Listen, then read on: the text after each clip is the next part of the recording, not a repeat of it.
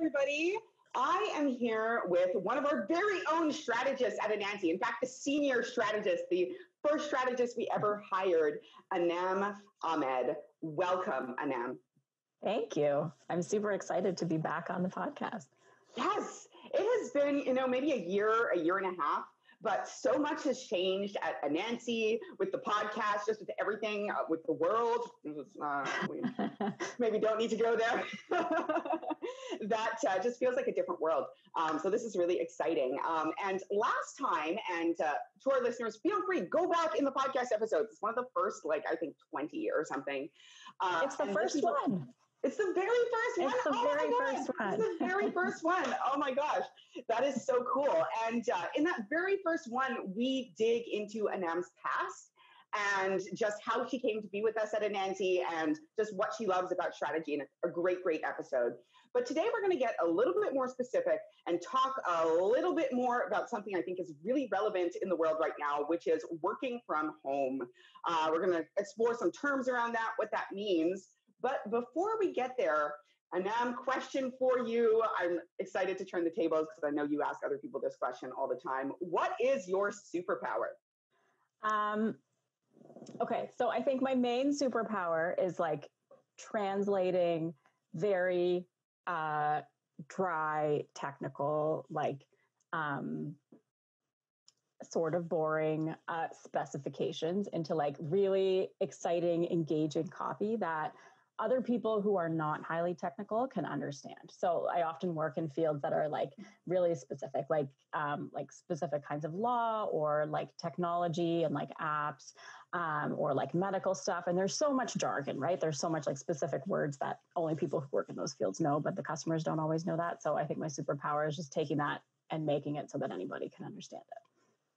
Oh, so important in this world, not just for us at Anansi, because I feel like in some ways that is just a shoot off of kind of what we're always trying to do as an organization. But oh gosh, does the world need it so much. So thank you for that.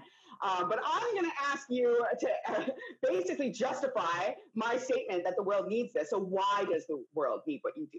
Tell us. Because I feel like there's so much misunderstanding when it comes to any kind of communication.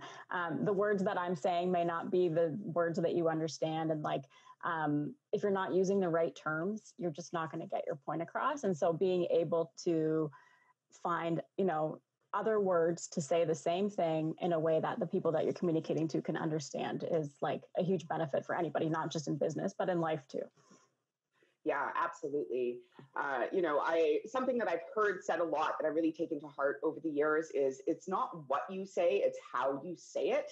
Because even if we're all speaking the same language on the surface, we're all speaking different languages in our head, basically. Mm-hmm. Yeah, awesome. So let's dive a little bit into the topic of working from home, work-life balance, work-life integration, all this fun stuff that since, as my husband likes to say, Big Rona came to town, has been just so much more relevant in our lives. So when we first started talking about this podcast, you specifically used the language work-life integration versus work-life balance. And I'm curious, how would you define each of those concepts? And let's start with that. Sure. So I only really very recently became aware of the term work-life integration. And it was as soon as I learned about it, it was a bunch of light bulbs just clicked. And I was everything makes sense now. This is what I was talking about. This is what I need. So essentially work-life balance is the idea that there is a clear delineation between work time and lifetime. So you work from 9 to 5 or whatever, and then from 5 until 10, you do life stuff and then you go to sleep. So it's very, segmented, which works great for some people, especially, if you have an office job or, you do a trade or something where you are going to work and then you come back and you are not expected to plug into work again. Whereas work-life integration is more about just kind of mixing up your work and your home life all into a big soup. And it's just, it's kind of a little bit of everything. And there's no defined sort of work time and lifetime. It's just sort of what you make of it. So for, especially for entrepreneurs or for anybody that works remotely, I feel work-life integration just really encompasses that lifestyle. And it, it's definitely something that I love. Yeah, I think this is something that I know this was first introduced to me only like a year or two ago as well. It's like fairly recent. And it just kind of blew my mind because even working from home, I still had this idea that I had to segment it and, like break down and perfectly bucket my time. And while bucketing time is like a tool that I do use, it just really isn't possible. And I also kind of feel like the world has been faced. Some people are back to work and stuff now, but this is recorded, well in the midst of all of the COVID-19 stuff going on. And a lot of people all of a sudden who had some version of work-life balance, I think have been forced into work-life integration mode. So why is this distinction important? Why might some people, embrace one of these over the other? I think it really depends on your personality and the way that you work and also your career. But I think, for me, the reason work-life integration works well is because I don't have a 9-to-5 schedule. So I don't want a 9-to-5 schedule. So I like being able to, work for a couple of hours, then play for a couple of hours, and then work again, and then play again, and that kind of thing. And that works for my schedule, for, the people that I work with. It works for my family. But I think one of the dangers of work-life integration is sometimes it can get a little messy or a little overwhelming, especially when you don't clearly, differentiate when you are going to work or how much you're going to work, because it can kind of creep into your life quite a bit. So I think with that, especially, you have to set up your own boundaries for, what you think is acceptable. I am really curious. When I hear about this concept of work-life integration, I have two things that immediately come to mind, and they kind of build off of what we were just talking about. One of them is focus. When you're kind of shifting in between, let's say like family and like work, or, other things and work, or like going swimming and work, do you find that you ever struggle with staying focused? And what are some things that you can do to kind of like keep that focus? That's a good question. So I always think of focus as like a muscle or like a skill. So, you have to work at it, you have to build it. You don't always have it, but I feel like, when I'm trying to focus on something and having difficulty focusing, it's usually because I just don't want to do it. So a lot of the time I will just get up and not do it and take a break and then come back. And then when I'm there, I'm like fully present and able to like really commit. And I find that something that over the years has really helped me develop my focus and like being able to control my sense of focus is just kind of knowing when I know I'm not going to get anywhere by sitting here and staring at my screen. So, now I know that I have to go take 10 minutes off. Then when I come back, I'm going to be fully ready. And in those 10 minutes, I kind of mentally prepare myself for like, okay, you have 9 minutes now. You have to go back and work and you have to concentrate. And I just kind of like talk myself up and get into it. But I think in terms of like shifting focus, because I do that a lot during the day, like, I'll have an hour in the morning or like an hour here and there to do some work. And just kind of knowing that I have a set amount of time is what really kind of gets my butt into gear. And I've always kind of been that way where I know that this is the only time that I have. If I don't do it now, I'm never going to get to do it. And I know for some people that doesn't always work, working under pressure or working with kind of like a deadline, but I love it and I thrive on it. And that's what really helps me focus. But I think in terms of like shifting focus, it's just like a muscle. It's like, learning how to run or how to, do anything. The more you do it, the better you get at it. Okay. So some of the things that I'm kind of pulling out of this, some of the gold I'm pulling out of this, one is constraints. I'm hearing that, if you're not feeling it, you'll get up and walk away, but you're constraining that time. You're not getting up and walking away for like 2 hours. You're 10 minutes, and you're using that to motivate yourself to keep going. I'm also hearing that these constraints, which I'm sure, being a mom, especially currently with like both kids at home, actually, I don't know if that's still the case. It is, yeah. Okay. There's those constraints. It's like, okay, I have an hour to do something. I'm really going to take that hour to do something, do what I need to do, because that's the one thing I need to get done. And kind of extrapolating a little further, I'm hearing that some of the kind of key elements in this are, number one, self-awareness. I'm hearing that you kind of have to be aware of what kind of mind state you're in, what it is that you need. Also, just consciousness around prioritization. Like, what is it that does need to get done? If you have an hour, you end up spending it like checking email when you really needed to be like polishing a draft or something. I'm hearing this process will not work. You really need to have that understanding and build that understanding of, okay, this is what I need to do. This is the time I have to do it. So I'm going to get it done. Is that? Yeah, absolutely. Like, I think for me, like every day at the end of the day, I make a list for the things I need to do tomorrow. And then I will prioritize that list based on, what's more important, what is, dependent on other things that I may not be able to do if, I don't get it, or, things that people are waiting on me for. So, they can't do their stuff until I do mine. And I will, prioritize my day based on that. And then I also, you mentioned self-awareness. I think it's really key to kind of know what your strengths and weaknesses are. Like, I know I work really well early in the morning. That's when I do the things that I find like the most difficult or the most challenging, or the ones that, you need a lot of brain juice. And then by the end of the day, when I'm feeling like, I'm tired out, I've been like running around all day and working all day.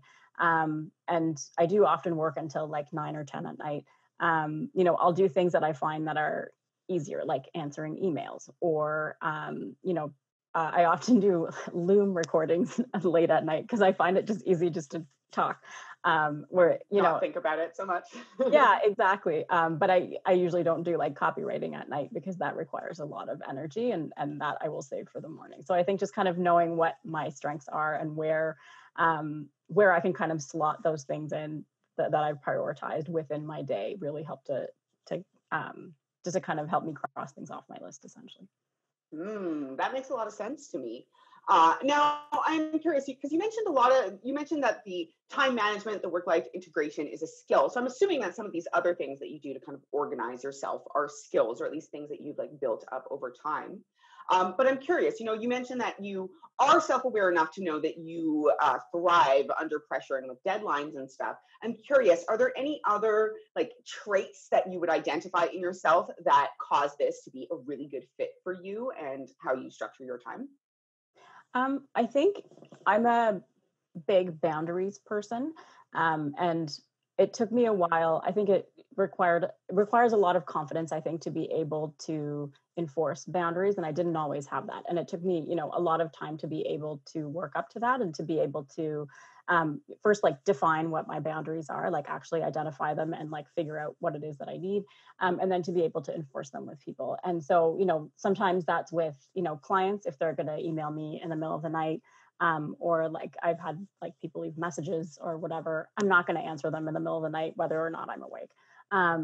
And, similarly, like in my personal life, like my children know that if, the door is closed on my office, it means that you don't come in. You have to wait outside until I let you in. And so it's just kind of like enforcing those little things just makes it easier. Or, my neighbors know that I work from home. So they may think that means that I'm just like hanging out or whatever.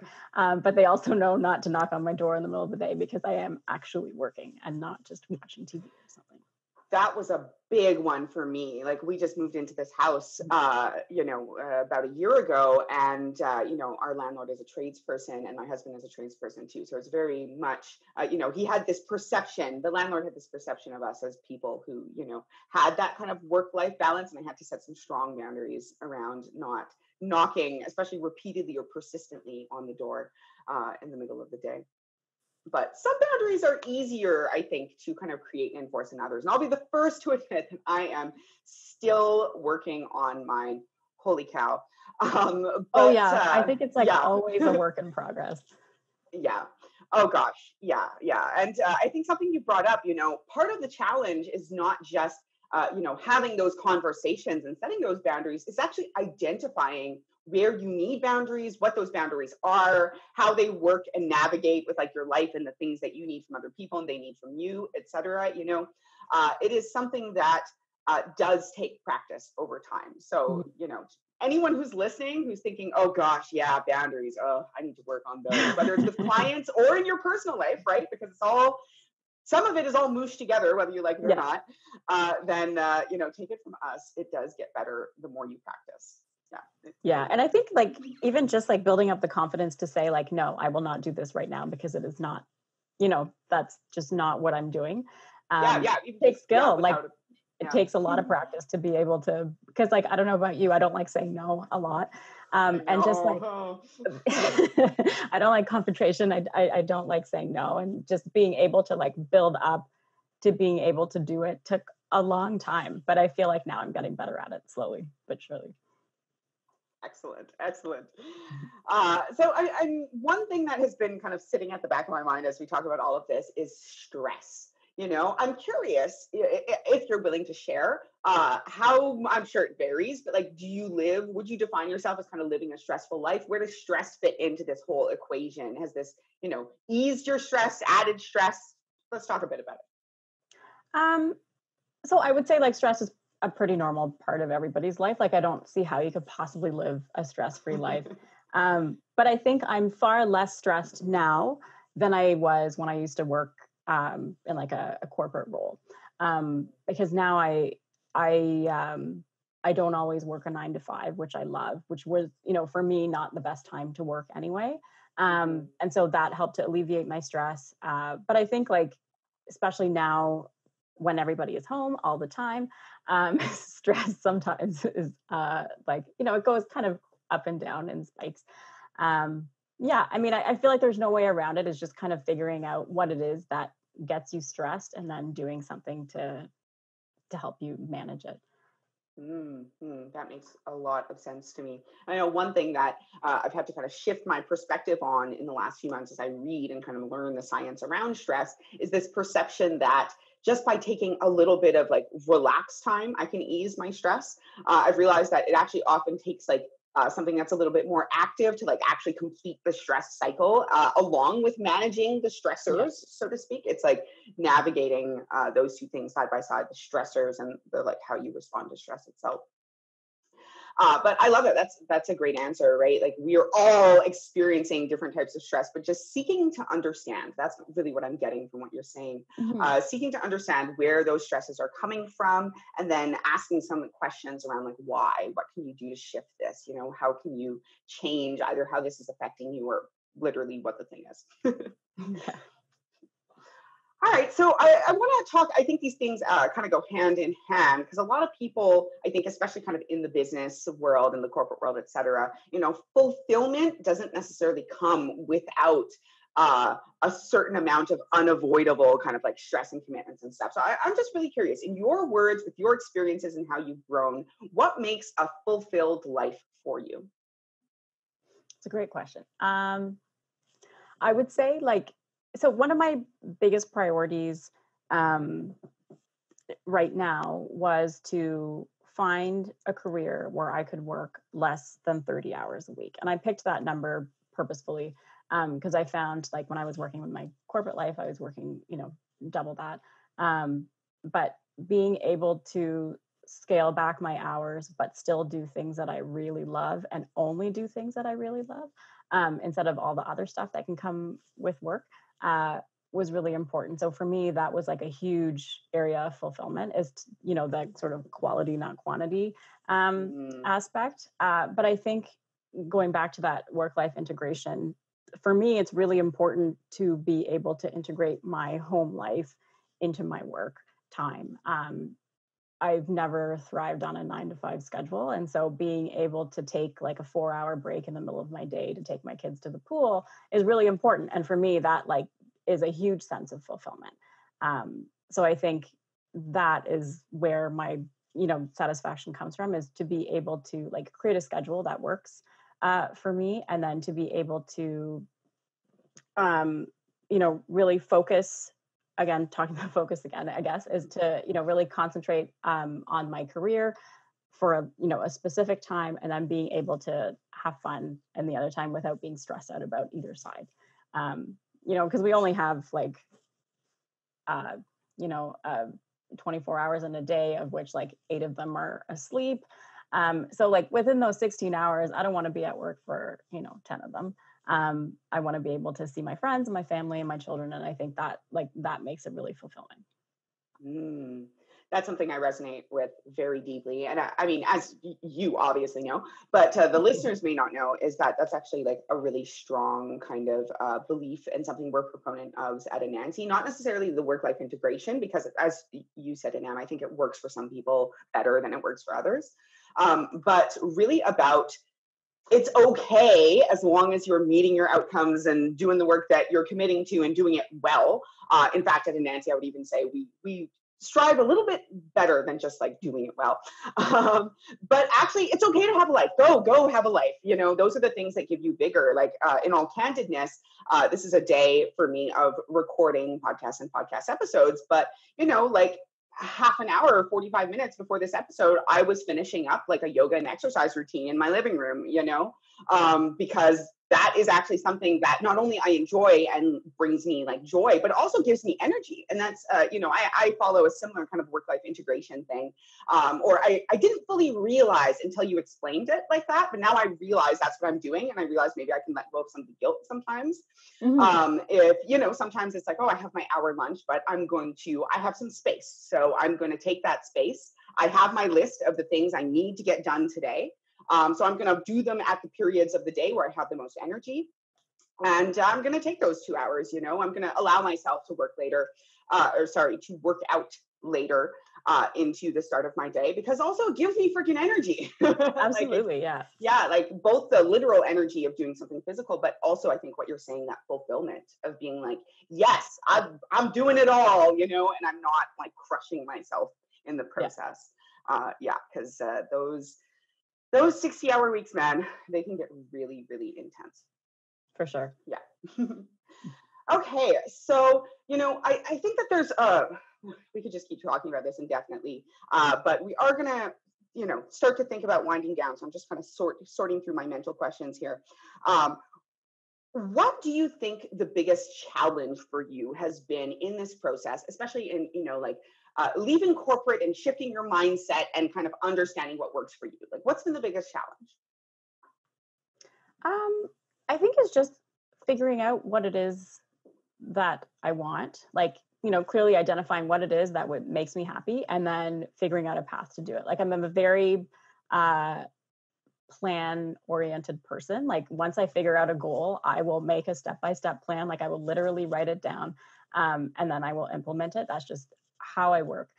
So I think, you know, when I was leaving that life and then starting on this one, I had a list of like, you know, this is how I'm going to do. My goal is to find, you know, meaningful work where I had like a sort of list of criteria. One, the top thing was work with people that I like, and do stuff that makes me happy. And so I was like, you know what, those are the two things. So first it was just kind of identifying what those things were, and then finding them essentially. And I know that sounds really simplistic. It wasn't that easy, but I think just the hardest part is just figuring out what it is that you want, because you don't always have that opportunity, I think, as an adult to choose what you want. Sometimes you're just kind of pushed in a certain direction, or, you know, that's your only option or whatever it is.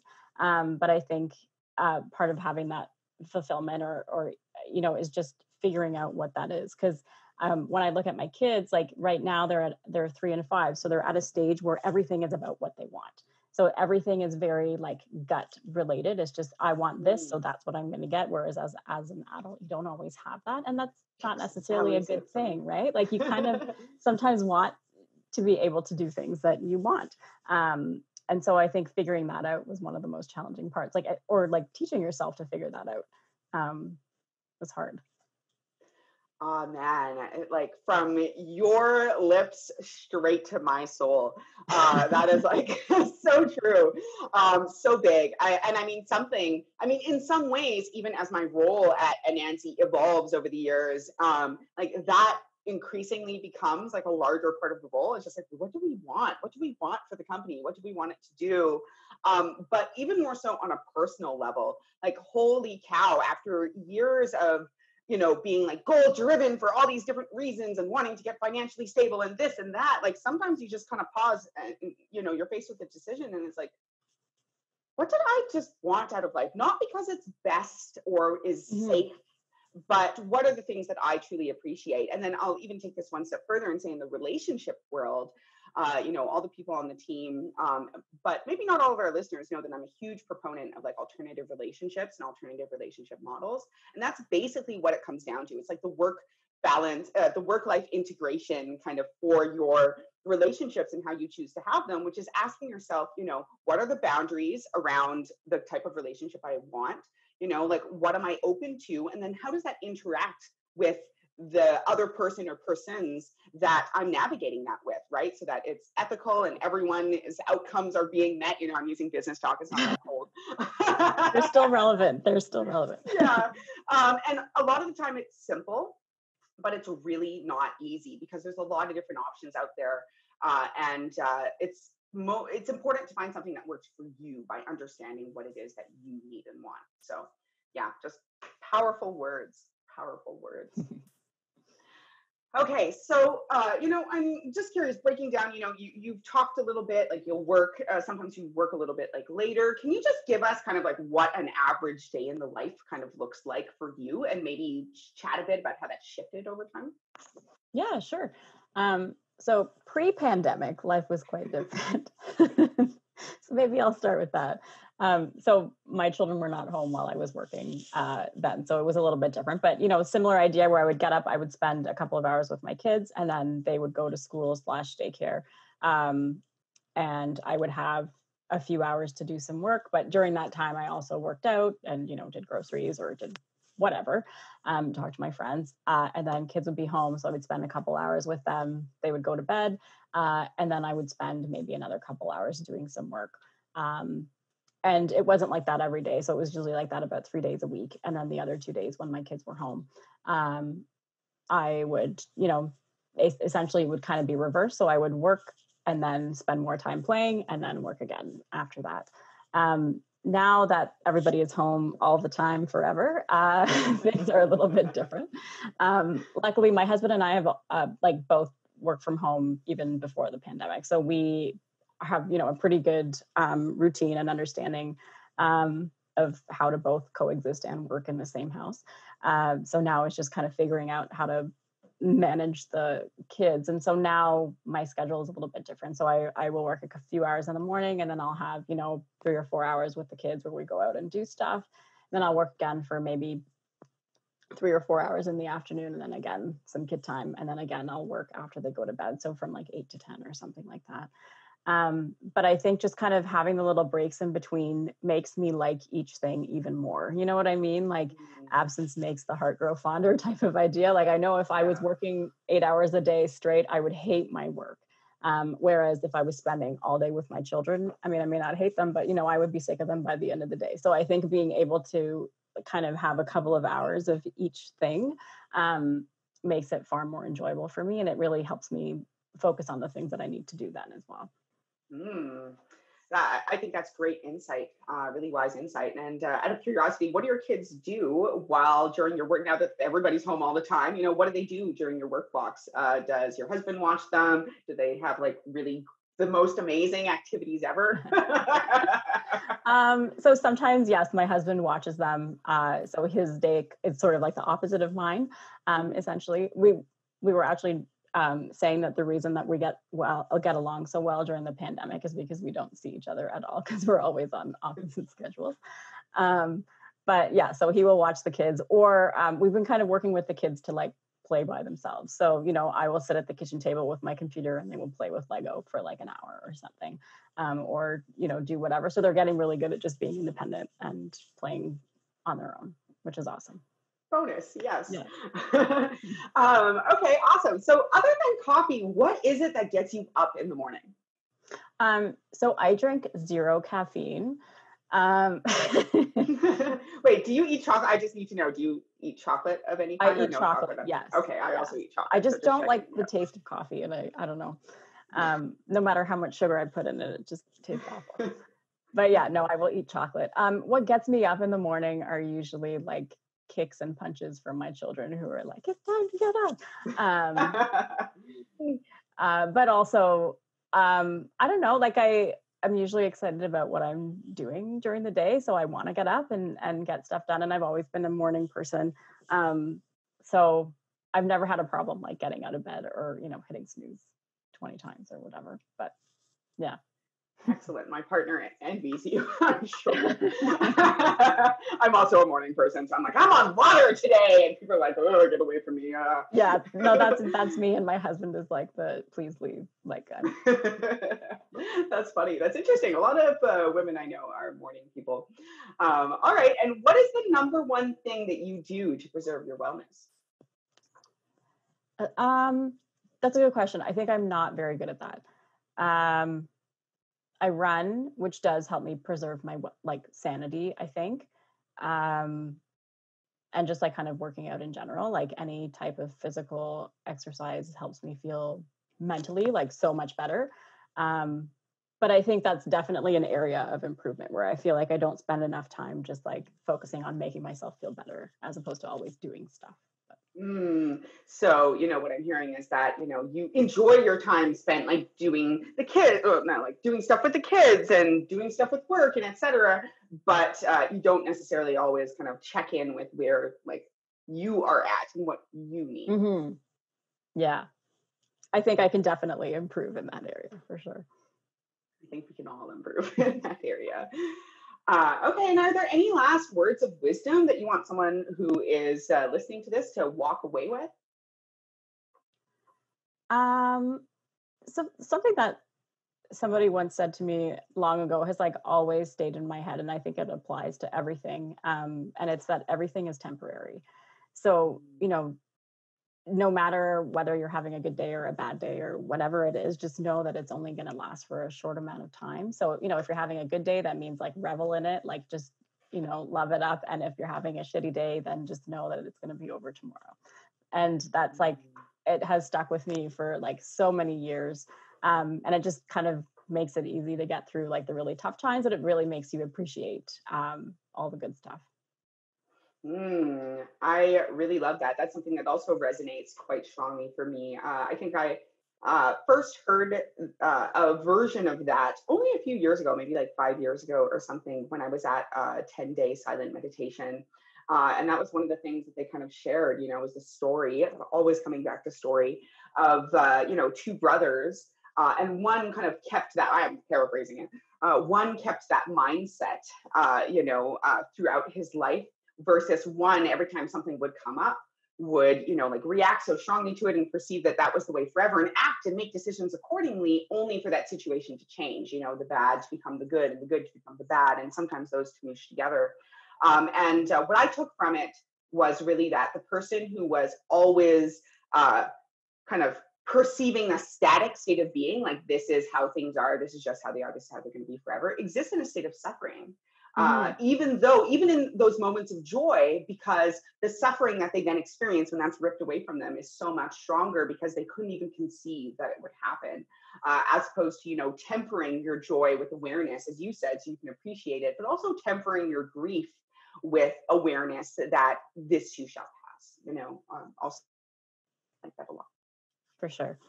Yeah. Other than compassion, I'd like to believe that compassion is something that can endure over time. We'd hope. If yeah. we nurture it. Yeah.